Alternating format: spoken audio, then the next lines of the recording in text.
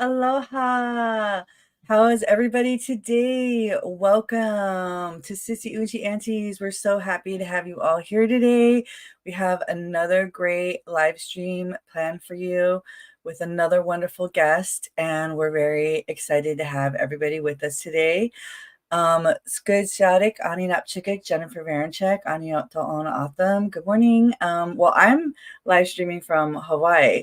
So for us, it's still, well, it's noon now, but it feels like morning.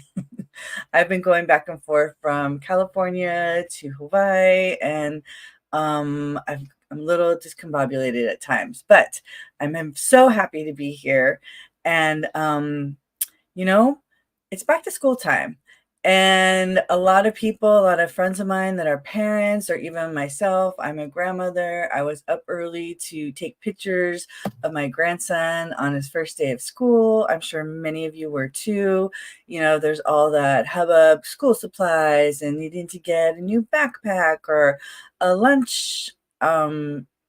They don't call them pails anymore. I don't know what they call them. Lunch sacks. Like, they're so different now.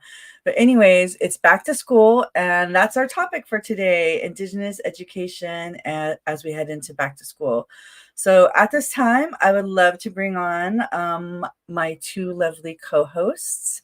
So whoever would like to pop on first, come on out wherever you are. Yay, we got Justine.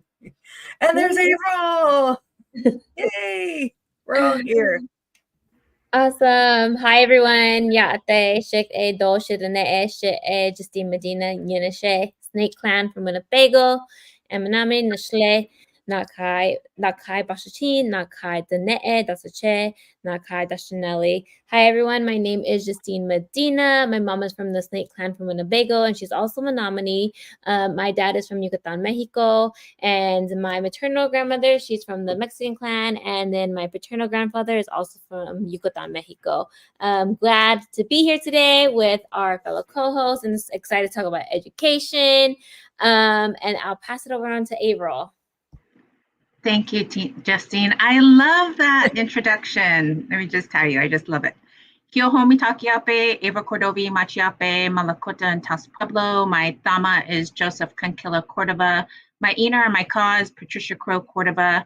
I'm sixth generation from Chief Red Cloud. I'm the owner-operator of AC and Associates. I'm a mother, daughter, community member, co-host, Auntie, Unci, Sissy, and I'm excited to be here. I'm always thankful for these times where I can meet with my sisters from another mister, my family here, my crew. I'm really thankful for this time because I really feel like this is like a visitation. I just had a visit with the elder yesterday and it was so great, and that's what this feels like. So thank you. That was my opening. I'm going to go ahead and turn it back over to Jen.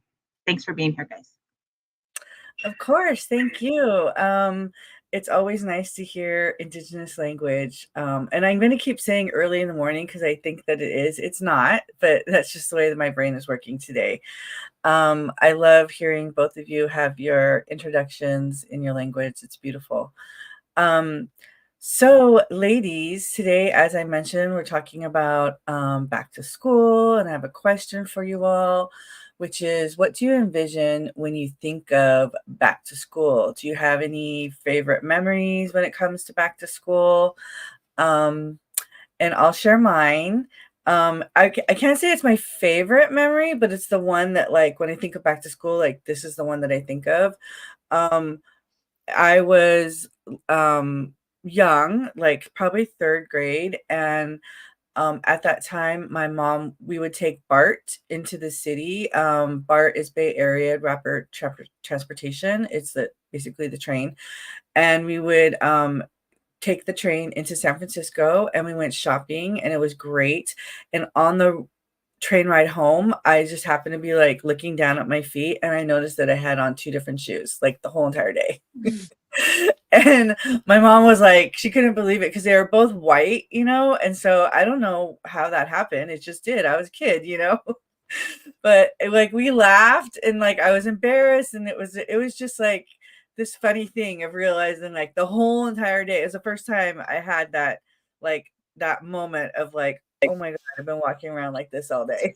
as a kid. And also nobody cared, nobody noticed. So that's a memory that I have. So it really doesn't have to do, well, I guess it does because we were back to school shopping. Who'd like to go next?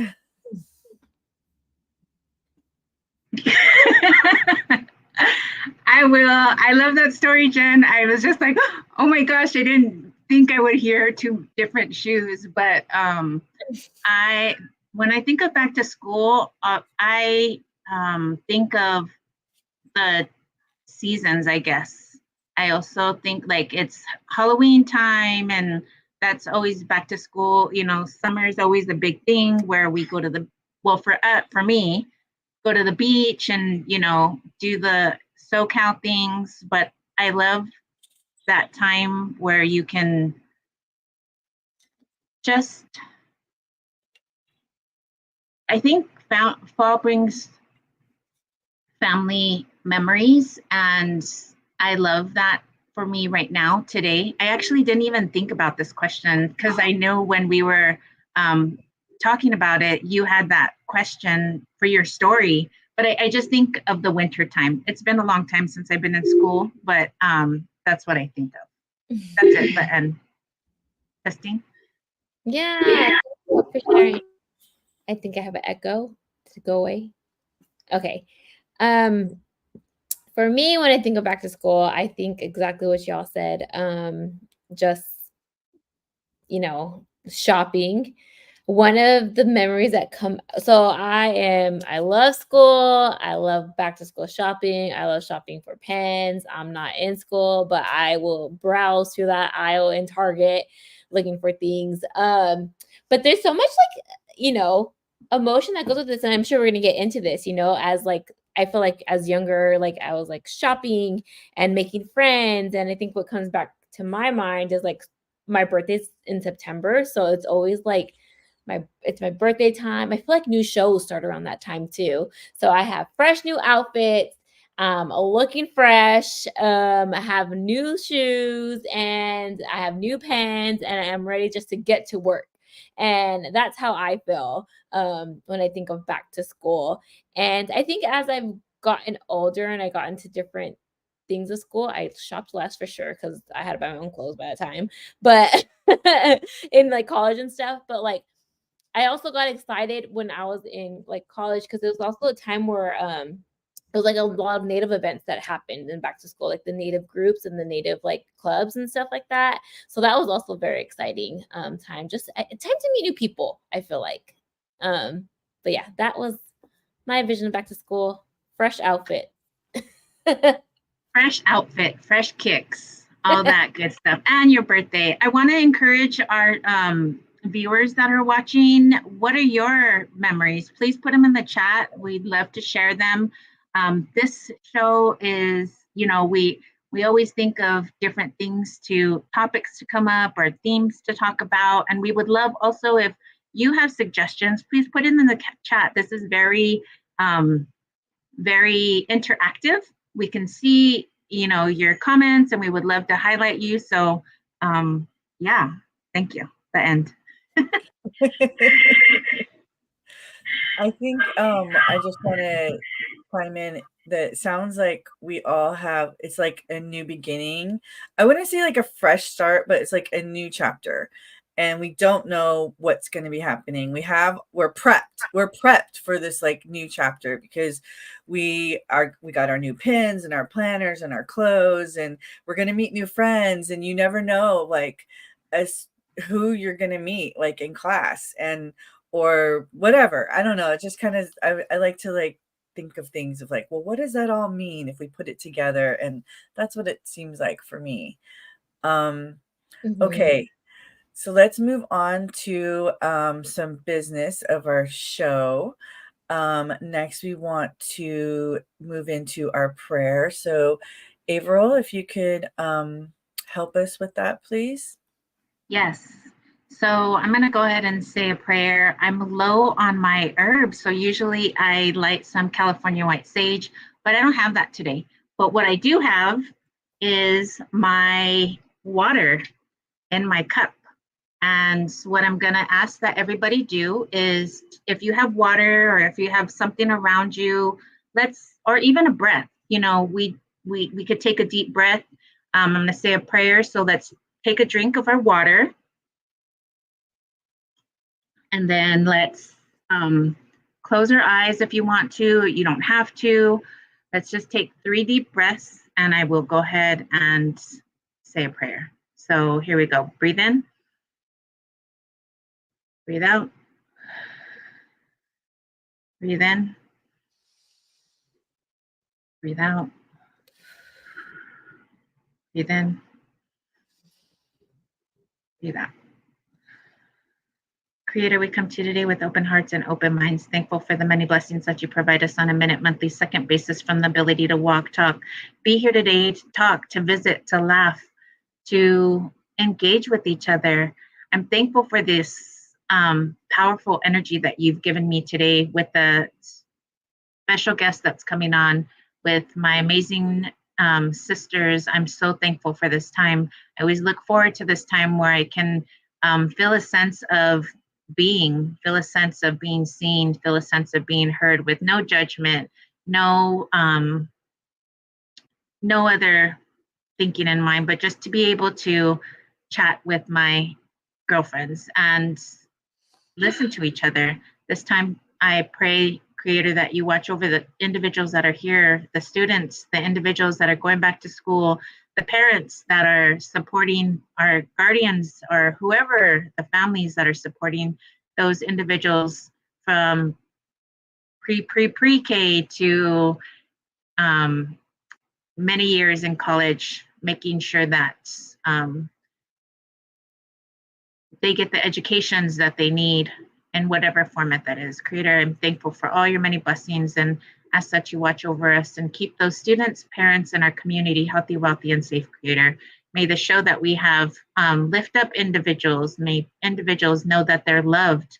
May individuals know that somebody cares for them, and may individuals have a great rest of their day, their great rest of their month, and the great rest of the year. Ta'a pilamaya gracias a tiehe Jonas le Jonas le Jonas le Jonas le. Amen. Oh, thank you. The end. All right, I'm going to pass it on to Justine.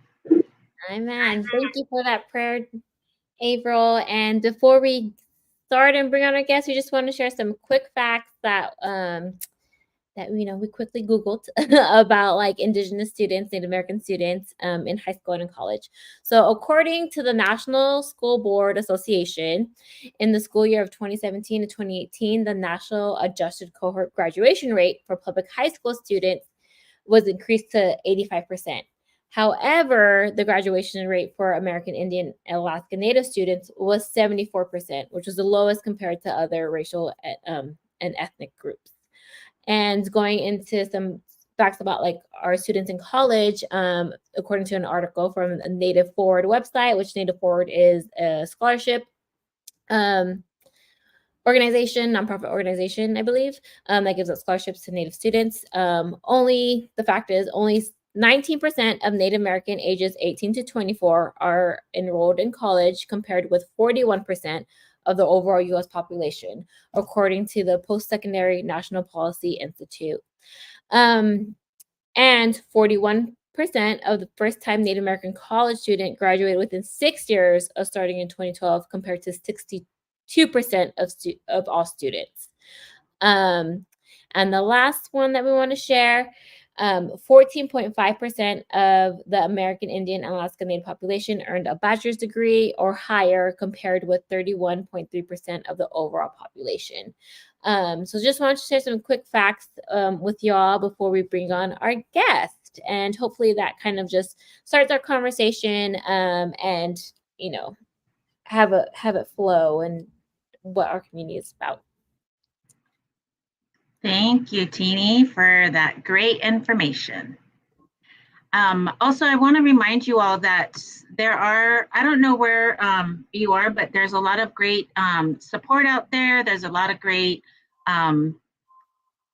tutoring that might be available to you. So please check with your local Indian centers, your local community centers, to see if that's available to you. So right now, next, I have the privilege of introducing our special guest, Auntie. She is an amazing individual. Jennifer R. Leal is a descendant from the Washoe tribe of Nevada and California and Mono Lake Paiute tribal communities. In 2018, she founded the Field of Tribal Courts and serves as a consultant for tribal court education and court administration development services. Since 2018, she has expanded her role to college instructor at various universities, including state and tribal colleges. Jennifer has presented at both tribal and state court education conferences and has recently returned to working at tribal court as a court administrator for trial and appeal court. She also comes full circle since starting her tribal court career as a court administrator at her tribe's court in 2017. And she also received both her Bachelor of Arts and Master's of Arts degree in American Indian Studies from the best school in the world, in my opinion, UCLA Bruins.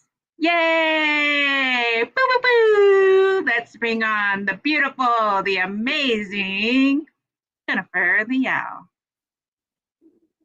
Hi, Jen. Hi. Yay! Hi, Hagamahaji, Jennifer Leal, Diadegamale'i. Hello, greetings from the Washoe language. Thank you so much, ladies, for having me today. That introduction was amazing. And those statistics are, just kind of numbing. I also found a statistic as well that in 2022, the college enrollment for Native people between the ages of 18 and 22 are the lowest amongst all the other ethnic groups. So there's definitely, I see this as a huge, huge problem. I see it as a crisis because Native people have always been the least, you see them least in colleges across the country. Colleges have been here for like 100 years.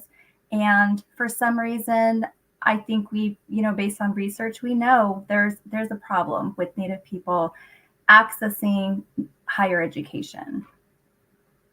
For sure, for sure. It's very heartbreaking. And as you were talking, I was thinking, I mean, where are we thriving? Because I was doing research on stats, natives in entertainment, indigenous people in entertainment, very, very bad stats.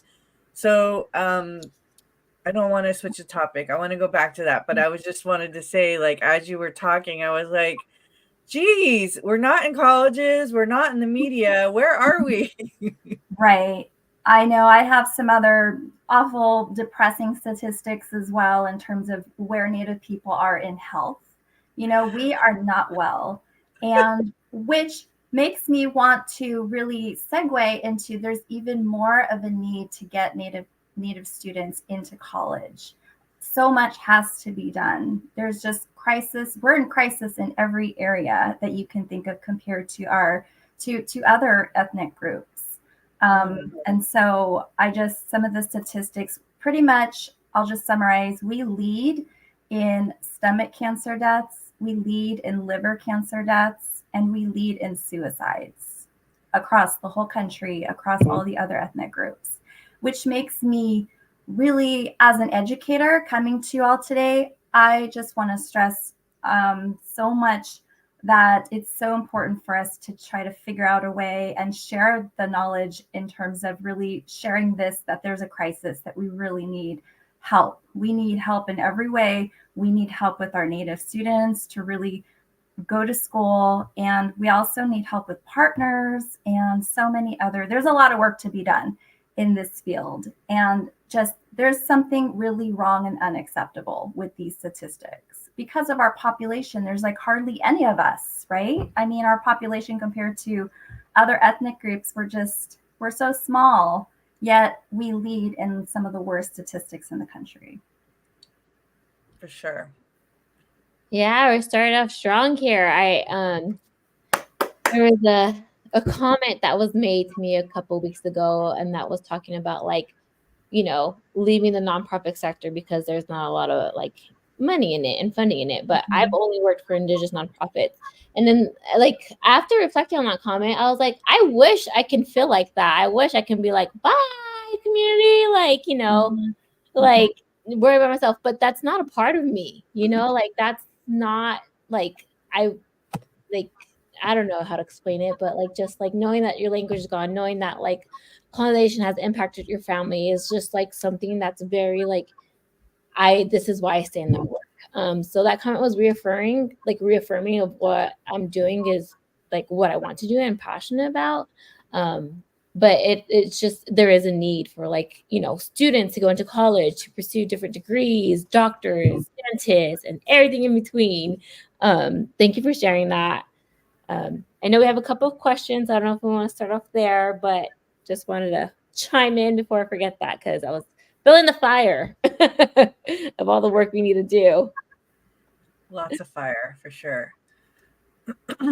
I'll start with the questions. So how many years have you been in school total? What was that journey like?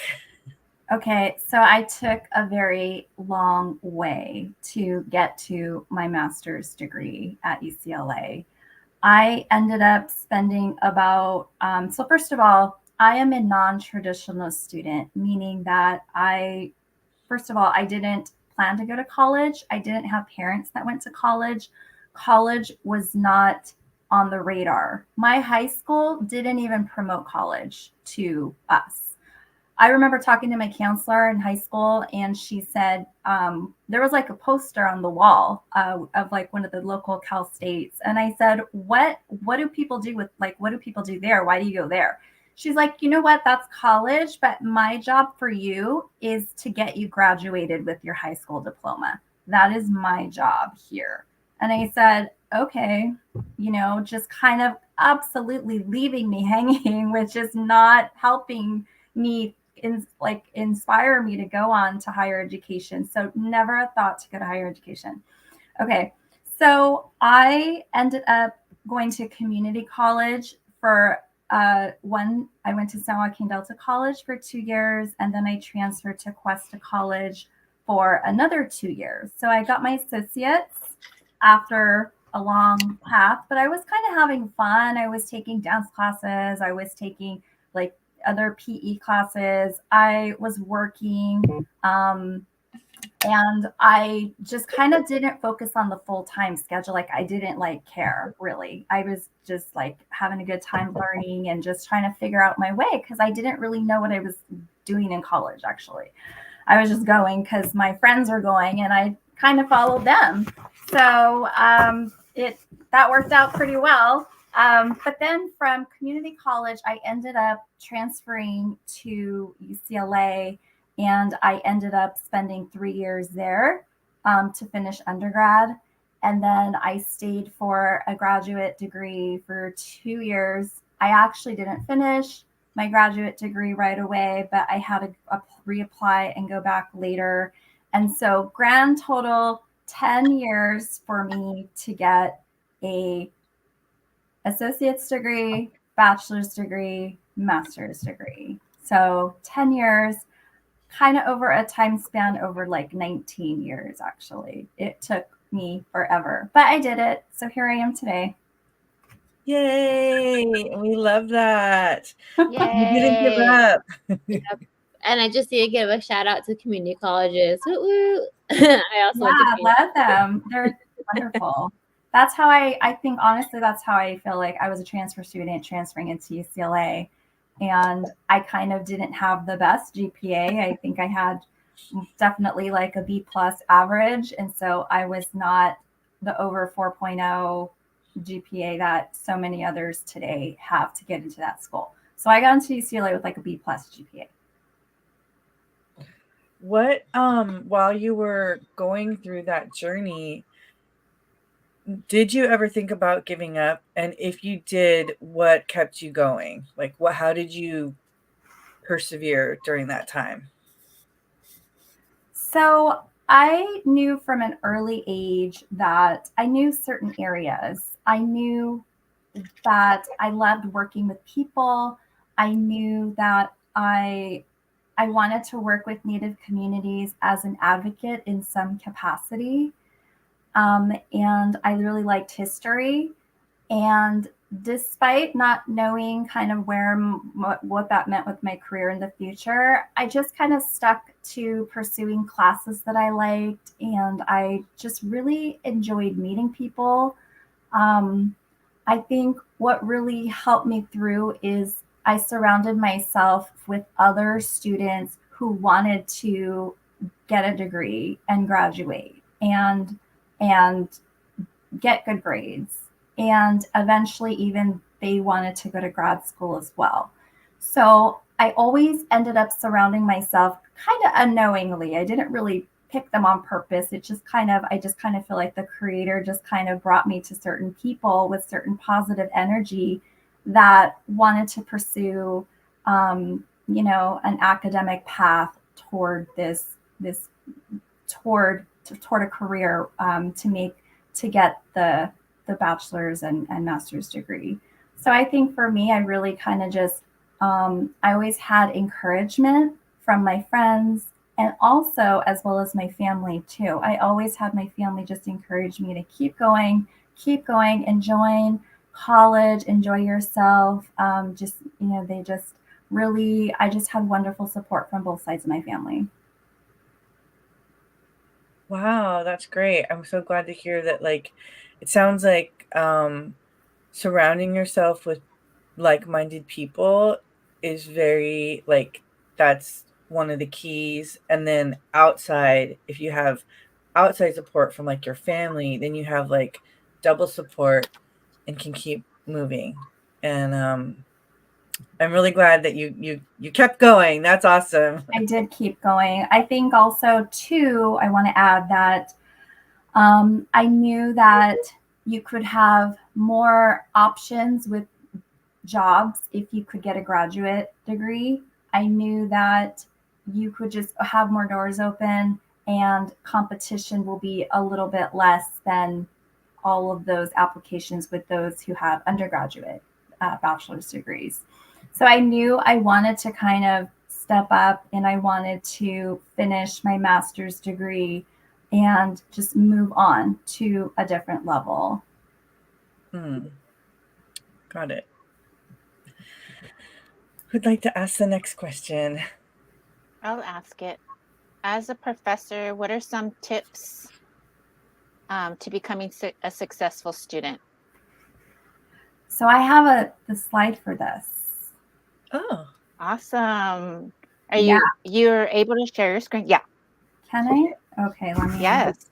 I said our professor is prepared, y'all. Okay, yeah. Right? I am. This is actually my classroom, that I teach in. What? This is your classroom? Oh my god! That's my classroom. See?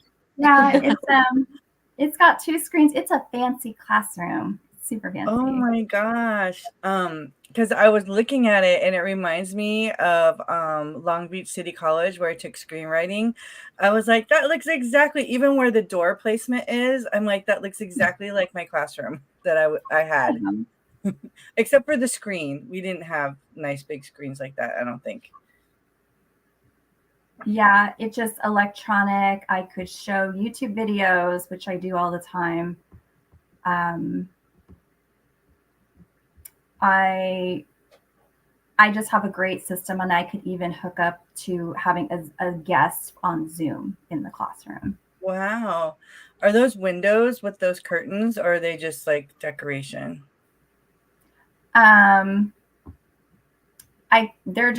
It's just like a background. There's no windows in the. Okay. Yeah.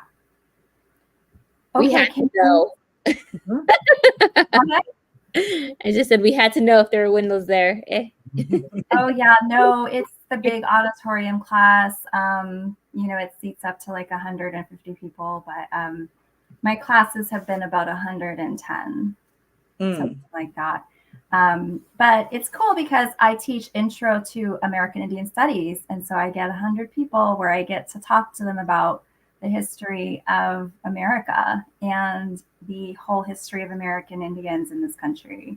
So I cover boarding schools, I cover Manifest Destiny, I cover Doctrine of Discovery, I cover just allotments, and then I go into to the Alcatraz occupation, and I really just kind of tell the story of kind of how resilient Native people are and what they have gone through and how they're pretty much still here today, and kind of what they could do to really help change history and help correct it. So it's been a wonderful experience. I've taught twice as a lecturer at this, as a university professor. So with that, I have a few tips that I wanted to share for students on how to become a successful student. And now I'm kind of going to talk in the framework of an undergrad. Okay. So what I first want to start off with is that I want to really encourage students to go to office hours. And I say this because hardly anybody goes to my office hours, which I am always there and I'm ready to talk about American Indian Studies, and nobody comes. And I just want to encourage, well, yeah, it's just, it's just not high priority on people's agenda. But I want to encourage students to talk to their professors because they are the experts in their area and they want to share as much knowledge as possible with them. Professors generally want to help their students understand. And also, by going to office hours, you can always learn new information. The professor may direct you to some new resources or some new books or conferences or just other things to really kind of help you understand the material better. Number 2, learn about available resources in your school to really help you excel. So there's a few different areas. So the first area I want to talk about is academic. So as a student, you may or may not have any type of struggles. You may read and write perfectly. However, if you don't, there's centers available to really help students succeed, such as a writing center or a reading center. Schools really want you to graduate. Schools want you to succeed. They do not want a horrible attrition rate of people failing. It makes these schools look bad. So there's lots of resources available at these schools to really help students. Another one is the Disability Resource Center. For those students with permanent or temporary disabilities, there's a center for students to really get help. And this center really ensures equitable access to education. Now, I like to suggest if somebody finds that they are struggling with reading slowly or not understanding the lecture, I like to say, go get evaluated at this center, get tested, and make sure that if you find any challenges that you think with processing your speed of whether, again, it's reading or understanding the lecture, memorization, listening, concentrating, go get tested, go get evaluated to see if you can get some accommodations.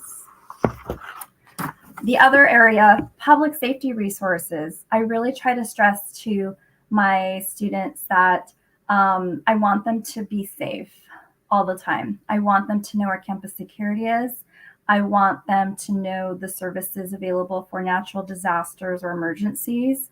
I want them to know where the office is for student rights or responsibilities when and if they ever find themselves in a situation of being harassed or dealing with sexual harassment. I want them to know where these resources are.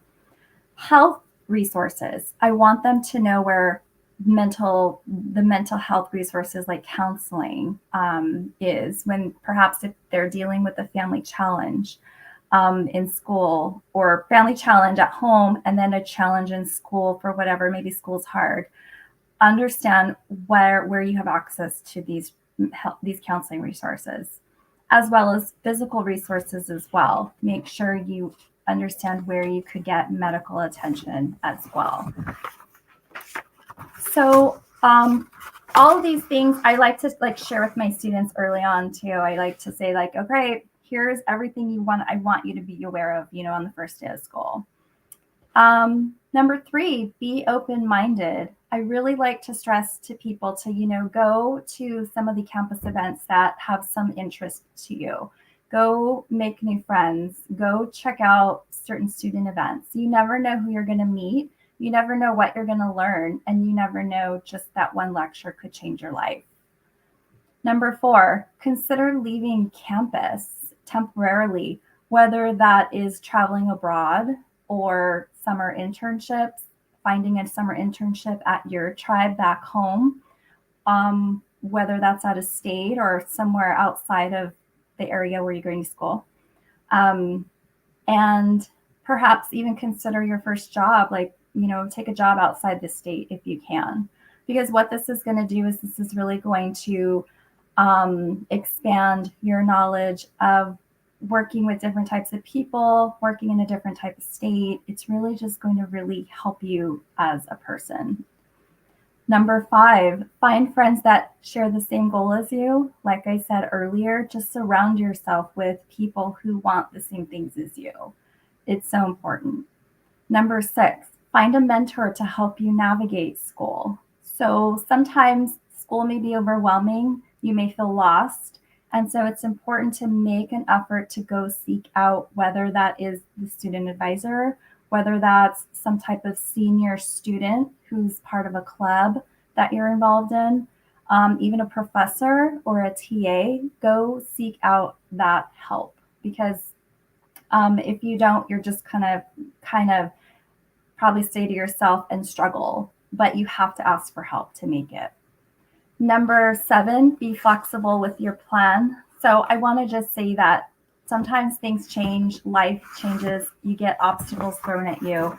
I want you to really just kind of be open with things that get thrown at you and be flexible with either you might have to change your major. Your path is just not ending up where you thought it was. So it's okay.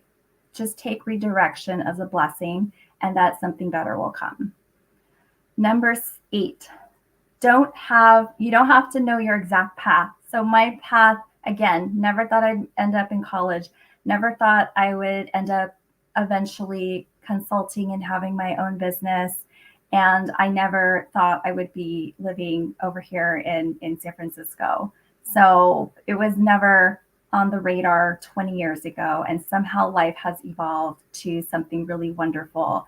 And I'm so grateful for every step of the way. And I'm grateful for the long time that it took me to take my educational career.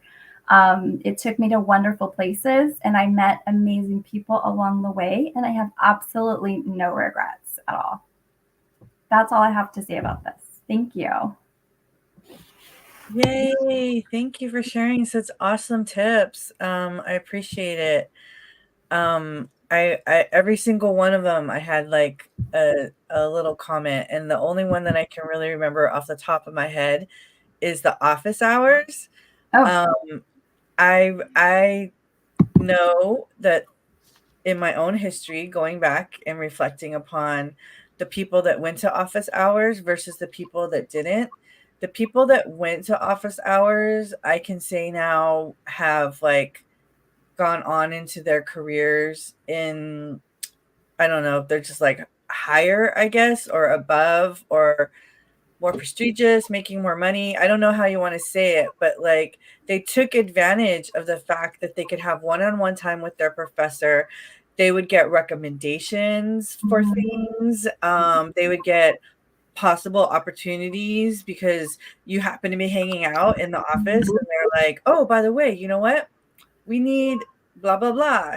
So yeah, it was, that's the only one that I can really like, I have experience with. So, and I'm in school now and office hours, it's like you get on there, it's a Zoom, over Zoom. So it's really important, I think. Take as much time as you can with your professor. Maybe we gotta change the name of office hours. I feel like it feels intimidating, huh? Maybe. And you know what? I have to admit, I hardly went to office hours too at UCLA. It was very overwhelming to me. I'm like, what am I going to talk to my professor about? I didn't know what I was supposed to talk with them about. I kind of was just, again, college, just not an expert in college during my day. Yeah, that's how I felt too. I just remember being like, what am I going to talk about? My paper? But yeah, then you just end up talking about anything. And I remember when I did go, I think the professor would be so happy that I was there and we just talk about anything. But I really, really liked all your recommendations. I think it was 8 of them. It's like I felt like you really captured the student as a whole. Like it wasn't like these are just your study skills, which would, we can all use different skills and tips on that. But you literally captured everything as a student. And it just reminds me that like as a student, like your environment affects you if you're going to graduate or not. So I really appreciate that you talked about health services, mental health services, even leaving campus, like just little things like that make a huge difference. So appreciate that. Mm-hmm. I also want to say thank you for that information. It was a lot. I mean, just in the comments, we have, somebody saying, wish this was in middle school. She attended a back to school night and heartbroken. We're still missing from the curriculum. That's, I was talking to one of my girlfriends yesterday and we were talking about the debate. And I was like, we've got to vote. And she's like, I don't think I haven't voted. And I was like, what? And I was like, she was like, I just don't think my voice is being heard. And I was like, oh my gosh. So we sat there and she's one of my closest girlfriends. And I was like, this is off the topic, but also on the topic is that we think that we're not being heard until your voice is heard, until you say something. That's when things are changing. Like just you being in school, you have the opportunity to meet with your professor during office hours, or maybe you can indigenize the space, by believing in yourself, believing that this is hard for me and I need help. How can I support myself? And by visiting these office hours, I know it's sometimes a step out of our comfort zone and that can be scary, but our professors and individuals are there to support us. So I just want to say thank you for that information. Thank you, Erin, for making this comment. Also, we are streaming on Instagram Live. So you do have some individuals over there that are saying hello, Wildflower and Indian Birdie, Bridget Postcamp, so they're all saying hello and thank you for your information. Great.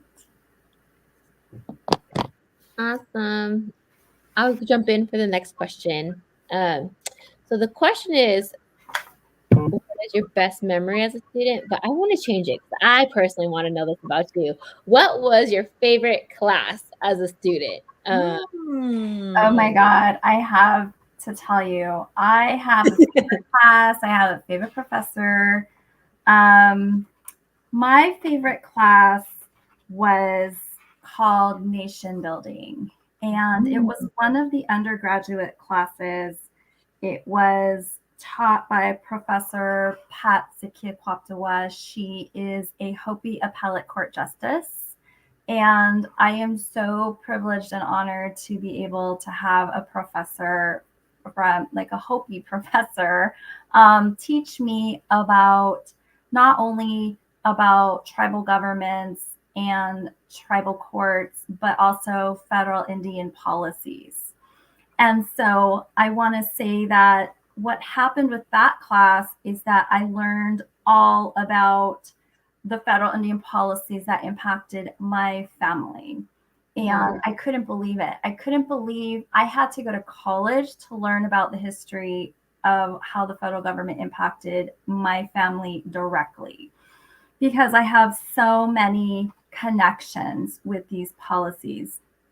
So, for example, I want to say that the General Allotment Act of 1887, that's where the government started like slicing up native land and distributing it to certain heads of households, but also selling the surplus land to non-natives. And that was the land that was getting attracted from Europeans. There were these flyers that said, like Indian land for sale. And all of that was part of this federal government policy. So what I learned is that my family has allotment lands, and they're in certain areas and location, kind of near our reservation. But I never understood, why do we have these allotment lands? Why are they in the middle of nowhere? And why is no one doing anything with them? If there's a very complicated structure and just information that revolves around those allotments. Like, they're not very easy to access, and there's like a lot of laws and red tape having to do with those. So dealing with that law, I had to deal also with the Indian Reorganization Act of 1934. That was this law that really promoted tribes to self-govern themselves, to help them create constitutions on their own, to help them create tribal laws, to help them to create judiciaries. And what I learned is that my tribe was one of those IRA tribes where we had a constitution that was developed, also called a boilerplate. So what this act did is that it created like a template. They call it boilerplate templates, where pretty much it's a constitution, and then you just kind of remove one tribe's name and then replace it with another tribe's name. So these constitutions were very, very just kind of, they didn't really fit the tribes. They were just just like a simple template. So they're called boilerplate constitutions. So I saw my tribe's constitution is a boilerplate. It's an IRA constitution. So I'm like, wow, okay, now I know how we got our constitution. Learning about the Indian boarding schools and that push during the assimilation era in this country. So my grandma went to boarding school, and I learned that this was a federally funded program through the federal government to pay these boarding schools, pay these churches to run these boarding schools. And as we know, there's lots of problems, right? There have been lots of deaths of students. There have been, during that time, like, students were taken away from their families. There were just lots of horrible things that happened. I saw that movie Sugar Cane. Anybody see that movie Sugar Cane? Not yet. Yeah, what? I said they were screening it, but I was like, I need to be at a better space than you got to prepare yourself for it. You do. It is so incredibly deep that I almost think you need a little bit of therapy after, because it's so traumatizing of the reality of what, I know that's Canada, but you know what? The same stuff happened to American lower 48 boarding schools too. So I just want to say that my grandma went to boarding school. My grandma lived. She survived out of boarding school. I don't think she graduated, because I heard she ran away. But I will say that I understood more about the history of how my grandma ended up in boarding school. I learned about the Indian Child Welfare Act of 1978. I learned that there was this law that created these federal standards for state court child welfare proceedings that really tried to keep Native children with Native families. Well, I learned, first of all, my mother is a foster child. And so my mom, she was eligible at that time when she was in foster care for tribal membership. However, this law did not exist in 1957. So I learned about this law, and I'm like, wow, what if this law existed earlier? Where would I be today? Where would my mom be today? Mm-hmm. So anyway, all of this class just opened my eyes. And so I just encourage, students to just be open to classes that they may take Native Studies classes, because there's so much really that you could learn about your own history. I will say I'm a little bit angry where I had to go to college to learn about my family history and what the government how they have impacted my family. Now, To me, that's unfair. I know a lot of this type of education isn't available in like secondary education, but I really want to, let people know that something has to change where this education needs to be kind of brought lower to the levels where communities can access this type of education. Yeah. Oh, go ahead, Jen. I was going to say, so the students that you see today in your classes, are they how do they receive this message, this information? Are they Native students? Are they non-Native students? I just want to know, like, how do they process what you're telling them? So most of my students are non-native. And from what I learned, I try to do like a little survey and I ask, how many people know that Native Americans are still here today? And they don't raise their hand and they don't really acknowledge. Some do. Some say, yes, I know the local tribe near, my house. But most of them do not know there are still Native Americans in California today. To me, that shows there is a big problem with our education system, with just this is unacceptable that students are reaching college and not even knowing that there are Native people still here today. So the way they take it, they're in shock. They're like, I had no idea. Oh my gosh. Like, I had no idea about these boarding schools. And they're young, right? They're 18, 19, 20, 21. So that's kind of my age group. And they are very, they say they enjoy my class. They say, thank you so much for sharing all this information with me. I had no idea. Some of them ask me, how can I help? What can I do? Because this just seems to be, nothing's happening. And, there's still Native people aren't being treated in a way they should, where they're still fighting for access to water, access to their traditional plants, access to good health care, access to education. And I just say to them, just please kind of, support tribal initiatives and really just support and promote their programs when they, and also whenever they need, whenever they're advocating for land back too, because we know the history of California and I just really try to really promote my students, to support tribes whenever they can. Mm-hmm. That's good. That's important. Yeah. I have one comment, and it was on like when you're upset that you had to go to college to learn this about your tribe. And I remember vividly of like a moment of when I was just like, someone had told me this institution wasn't meant for you, Justine. And I was just like, oh my goodness, like, you're right. Like, I'm not supposed to be here. Like, I wasn't supposed to exist. You all wanted to bury me. And it was, I don't want to use the term identity crisis, but like it was like just a realization and a shock, like you said. And I don't know, I just wanted to just call that out too, because like it is, I don't know if a lot of Indigenous students, Native American students experience this when they're in college, but there is that realization when you do learn, just like what you said, I learned about federal energy policy and how it affected me. I mean, I'm Navajo, Ho-Chunk, and Menominee, born in LA. And that's just, everyone's like, how did that happen? But I just wanted to just touch on that, about like Indigenous students just realizing the impact, the full impact that colonization had, because I feel like growing up, I knew, my grandma would say the white man stole our land, but it was just like in passing. But no, in college studying, I was like, no, the white man stole our land. Like, if that makes sense. But anyway, just wanted to chime in on that, and thank you for sharing all that. Mm-hmm. Well, go ahead, Jennifer. I do want to I'm going to try to be brief and comment on that.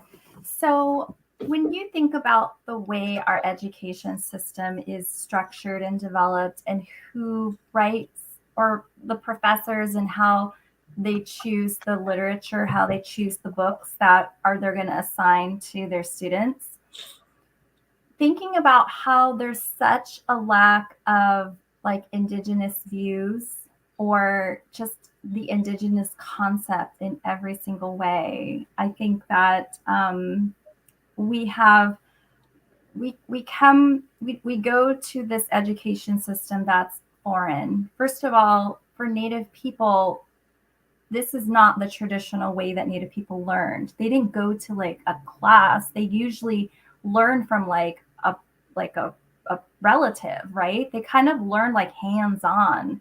They learn by demonstration. They learn by kind of communication one-on-one. Experiential living, yeah. Experiential. There was, where I mean, this concept of sitting in a classroom, sitting and listening. What's important is that it's important that we recognize every student learns differently and every student absorbs information differently. Some people are audio learners, some people are visual learners, some people need that demonstration, hands-on learning. Some people can learn by giving them a handout and then they could take it and do something with it. There's so many different ways that students learn. And with some of these schools, I think they are trying to help, with accommodations. But in general, I just hope that more schools really understand not to just discredit the student that reads slower, because you never know, that student could really excel in another way. But I do want to say, with this indigenizing like education too, that there's I personally see like, or this is like my dream, like there should be some type of mass movement of really trying to put more Indigenous views into our current education system, because the Indigenous views focus on seeing land as kin. We see land not as a resource, like some of these other institutions and other ways of thinking, usually more of the settler colonization type of view.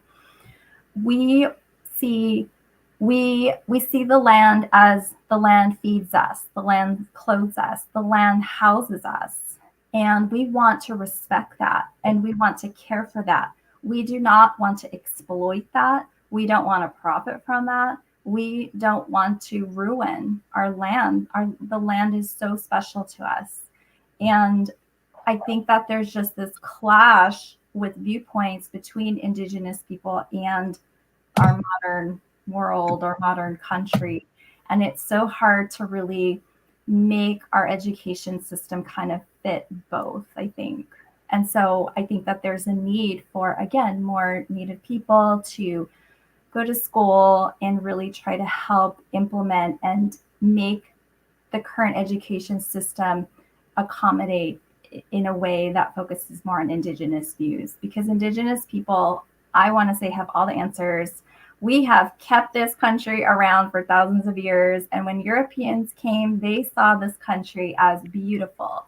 They saw it as in pristine condition. It was so perfect. Everything was green and alive. Why is that? Because Native people were the stewards and they took care of this land for thousands of years. And they had their own very sophisticated civilizations. They had their own governments. They had their own laws. They had their own, leadership systems. They had their own scientists. They had their own medicine people. Like, we're so sophisticated. And I just want to just kind of share that there's just this clash of really recognizing how sophisticated Native people civilizations really are. I love that. Thank you so much for that. I mean, everything that you're saying, I'm just like proud to be who I am, proud to be in this circle. We know that for thousands of years that all of these things, tradition, ceremony, motherhood, not motherhood, but Mother Earth, and all of these things have helped us to be the people that we are, including our tribes, our clan systems, all of those things. So thank you as a professor thank you for seeing that and sharing that with your students, educating individuals that aren't Native, that aren't, that don't know those ways. Or also, there might be some Natives here today that don't know these ways. And just for us to be able to provide them and understand that Native way of thinking, I truly appreciate this conversation and am thankful that we have somebody like you as an educator. So Ta'a, thank you so much for that. That's it, the end. Thank you.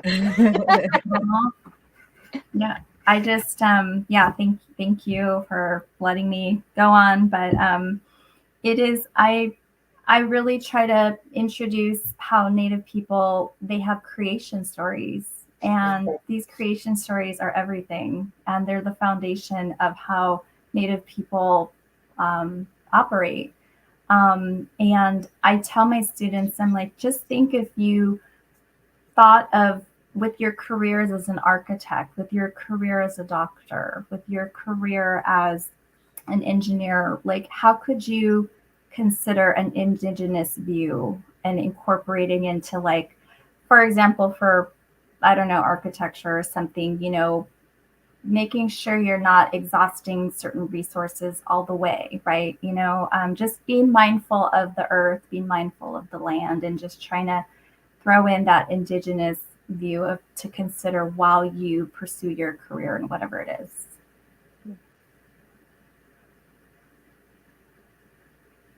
Awesome. I'm just speechless.